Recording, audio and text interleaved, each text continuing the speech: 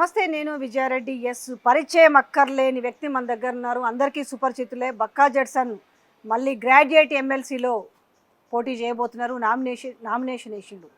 అయితే ఆల్రెడీ ప్రభుత్వం మీద విపరీతమైన వ్యతిరేకత వచ్చిన నేపథ్యంలో కనీసం ఇప్పుడు ఈ గ్రాడ్యుయేషన్ ఎన్నికనైనా తన గెలుపుకి ఏమన్నా పునాదులు వేస్తుందా? కనీసం ఎవరైనా మద్దతు ఇస్తారా? ఎలక్షన్లు అంటేనే డబ్బులు, అది గ్రాడ్యుయేట్ కావచ్చు, లేకపోతే టీచర్ ఎమ్మెల్సీ కావచ్చు, అసెంబ్లీ కావచ్చు, పార్లమెంట్ కావచ్చు, వాట్ ఎవర్ ఇట్ ఇస్, ఏదైనా కూడా ఈరోజు డబ్బు లేనిదే ఏది నడవదు అంటున్న నేపథ్యంలో అసలు బక్కా జడ్సన్ వెనక ఎవరున్నారు, తన కాన్ఫిడెంట్ ఏందని అడిగి తెలుసుకుందాం. నమస్తే అండి జడ్సన్ గారు. ఏందండి మీ కాన్ఫిడెంట్? పైసల్ పైసల్ పైసల్ అన్నట్టుకుంది, పైసామే వసూలు అన్నట్టుగా. ఏదైనా, నేను ఎవరిని కించపరిచి మాట్లాడతలేదు, కానీ ప్రస్తుత నేపథ్యం అట్లనే కనపడుతుంది. ఏ ఎన్నికైనా కూడా డబ్బులు పరపతి ఉంటే తప్ప నెగ్గుకు రాలేమనే పరిస్థితి కనిపిస్తుంది కదా. మీరు ఏ ధైర్యంతో, ఎవరున్నారన్న భరోసాతో మీరు నామినేషన్ వేసిరనుకోవచ్చు? ఒకటి మెయిన్గా అంటే కంటెస్ట్ చేయాలన్న ఆలోచన రావడానికి కారణం ఏంటంటే, మన 3వ తారీఖు 4వ తారీఖు ఈ కాంగ్రెస్ పార్టీ ఇచ్చిన వాగ్దానాల పైన 4,000 నిరుద్యోగ భృతి కానీ, 2 లక్షల ఉద్యోగాలు కానీ, 46వ జీవో రద్దు కానీ, వాళ్ళు 29 జీవో తెచ్చిన దాని మీద కానీ 40 దీక్ష కోసం అడిగితే ఒక 6 క్వశ్చన్లతోని 6 దీంతో నాకు లిఫాఫా ఇచ్చిండ్రు. రేపు దీక్ష అనగా ఇవాళ రోజు తెలంగాణ పోలీసు ఏంటంటే, మేము 1000 మందికి పైన ఇంటెలిజెన్స్ రిపోర్ట్లు చెప్పినాయి. మాకు ఒక 1000 మందికి పైగా తీసుకొని వచ్చి అసెంబ్లీ మీద, సెక్రటరీ మీద, జిహెచ్ఎంసీ మీద, కలెక్టర్ ఆఫీస్ పైన దాడి చేపిస్తుండ్రు. శాంతి భద్రతలు డిస్టర్బ్ అవుతున్నాయి మా మీద. నాకు ఇంత ఉందా అని చెప్పి నేను అనుకున్నా. తెల్లారి మేము ప్రెస్ మీట్ పెట్టినాం, అదే రోజు నోటిఫికేషన్ వచ్చింది.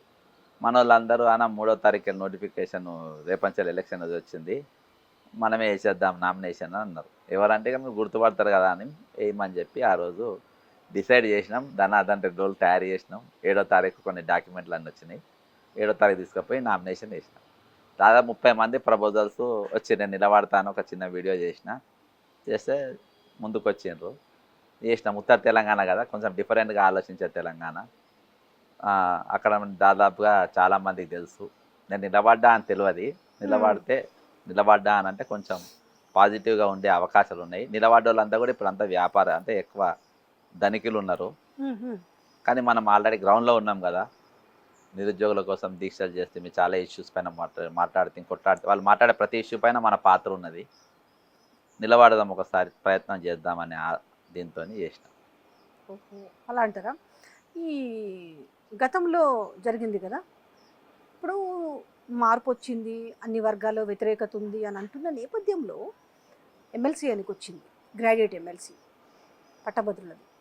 ఆ రోజు చింతపండు నవీను కింద మీద పడుతూ గెలిచిండు.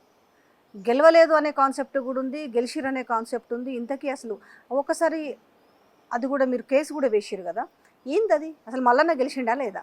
యాక్చువల్గా గ్రాడ్యుయేట్ ఎలక్షన్లో మనం గూగుల్ బట్టి ఎలక్షన్ కమిషన్లో మనం చూస్తే దొరికిపోతుంది. అంటే పెద్ద ఇది 50% +1 ఓటింగ్ రావాలి.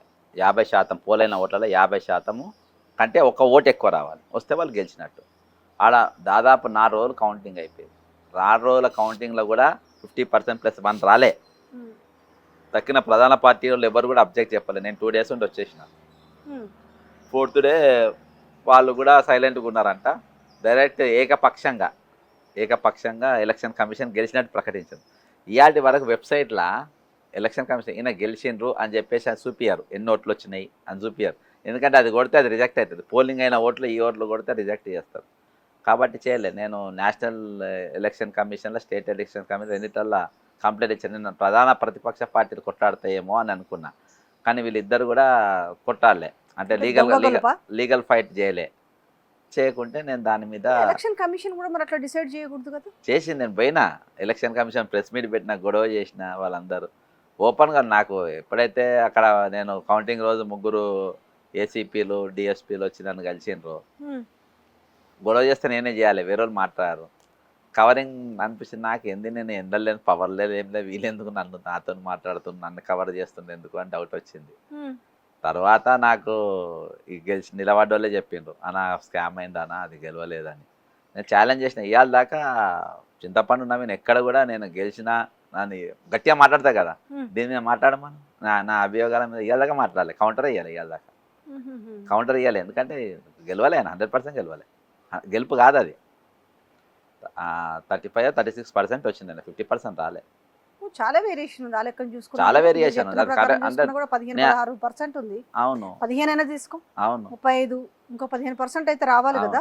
ఇప్పుడు షోకాజ్ నోటీస్ ఇచ్చింది కదా, ఇప్పుడు కాంగ్రెస్ పార్టీని మాట్లాడమని, ఆయన గెలిచిందా ఇప్పుడు లేదా షోకాజ్ వచ్చిందా? నోటీస్ కాడికి మిమ్మల్ని ఎందుకు నేను ఈసారి పిలిచి మాట్లాడినంటే, బక్కా జెడ్సన్ పార్టీకి వ్యతిరేకంగా మాట్లాడుతున్నారు అనేసి మిమ్మల్ని సస్పెండ్ చేసిరు కదా. మీకు షోకాజ్ నోటీస్ ఇచ్చిరా, డైరెక్ట్ సస్పెండ్ చేసిరా? నాకు షోకాజ్ నోటీస్ ఇచ్చిండ్రు, కానీ సస్పెండ్ చేయాలని డిసైడ్ అయ్యి ఇచ్చిండ్రు. ఇచ్చిరు. ఇంకోటమ్మా, నేను పార్టీకి వ్యతిరేకంగా ఎక్కడ మాట్లాడలే, పార్టీ లైన్ నేను దాటలే. పార్టీ లైన్ ఎప్పుడు దాటినట్టు అంటే, ఎవరికైనా నిలబడలేను, పోటీ చేస్తూనే వ్యతిరేకంగా పనిచేస్తే మీరు చాలు. మన రాజేందర్ రెడ్డి కానీ, నాగరాజు కానీ, యశస్విని రెడ్డి కానీ, ఎర్రబెల్లి దయాకర్రావు మీద నేను కొట్లాడినమ్మా, లీగల్ కొట్లాడినా, అన్ని పరంగా నేను కొట్లాడినా. ఎర్రబెల్లి దయాకర్రావుకు అసలు ఓటమి అనేది లేనే లేదు.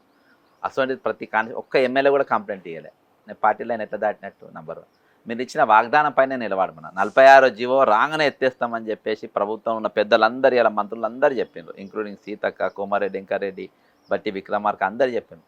గవర్నమెంట్ రాగానే మీరు ఎందుకు మాట్లాడితే వాళ్ళ బస్సులో లెక్కించిండ్రు, ప్రచారం చేయించిండ్రు, నిరుద్యోగులు ప్రచారం చేయించిండ్రు. ఈరోజు వాళ్ళ ఎత్తకుండా మీరు ఎత్తేయాలని చెప్పి వాళ్ళు దీక్ష చేసుకుంటే పోయి మద్దతు తెలిపిన.